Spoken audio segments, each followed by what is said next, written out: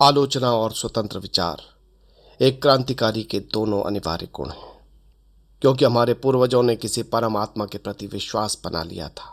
अतः कोई भी व्यक्ति जो उस विश्वास को सत्यता या उस परमात्मा के अस्तित्व को ही चुनौती दे, उसको विधर्मी, विश्वासघाती कहा जाएगा।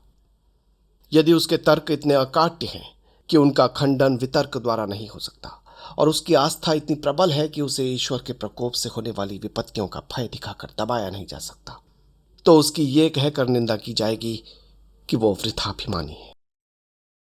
ये मेरा अहंकार नहीं था जो मुझे नास्तिकता की ओर ले गया। मेरे तर्क का तरीका संतोषप्रद सिद्ध होता है या नहीं, इसका निर्णय मेरे पाठकों को करना है, मुझे नहीं। मैं जानता हूं कि ईश्वर पर विश्वास ने आज मेरा जीवन आसान और बोझ हल्का कर दिया होता। उस पर मेरे अविश्वास ने सारे वातावरण को अत्यंत शुष्क बना दिया है। थोड़ा सा रहस्यवाद इसे कवित्वमय बना सकता है, किंतु मेरे भाग्य को किसी उन्माद का सहारा नहीं चाहिए। मैं यथार्थवादी हूं। मैं अंततः प्रकृति पर विवेक की सहायता से विजय चाहता हूं। इस ध्येय में मैं सदैव सफल नहीं हुआ हूं। प्रयास करना मनुष्य का कर्तव्य है। सफलता तो संयोग और वातावरण पर निर्भर है। कोई भी मनुष्य जिसमें तनिक भी विवेक शक्ति है, वो अपने वातावरण को तार्किक रूप से समझना चाहेगा। जहां सीधा प्रमाण नहीं है, वहां दर्शन शास्त्र का महत्व है।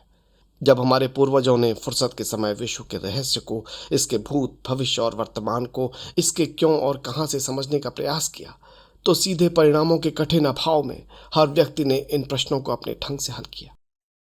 यही कारण है कि विभिन्न धार्मिक मतों में हमको इतना अंतर मिलता है, जो कभी कभी वैमनस्य और झगड़े का रूप ले लेता है। न केवल पूर्व और पश्चिम के दर्शनों में मतभेद है, बल्कि प्रत्येक गोलार्ध के अपने विभिन्न मतों में आपस में अंतर है। पूर्व के धर्मों में इस्लाम और हिंदू धर्म में जरा भी अनुरूपता नहीं है। भारत में बौद्ध और जैन धर्म उस ब्राह्मणवाद से बिल्कुल अलग है, जिसमें स्वयं आर्य समाज और सनातन धर्म जैसे विरोधी मत पाए जाते। पुराने समय का एक स्वतंत्र विचारक चार्वाक है। उसने ईश्वर को पुराने समय में ही चुनौती दी थी।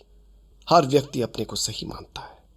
दुर्भाग्य की बात है कि बजाय पुराने विचारकों के अनुभवों और विचारों को भविष्य में अज्ञानता के विरुद्ध लड़ाई का आधार बनाने के, हम आलसियों की तरह, जो हम सिद्ध हो चुके हैं, उनके कथन में अविचल और संशयहीन विश्वास की चीख पुकार करते रहते हैं, और इस प्रकार मानवता के विकास को जड़ बनाने के दोषी हैं।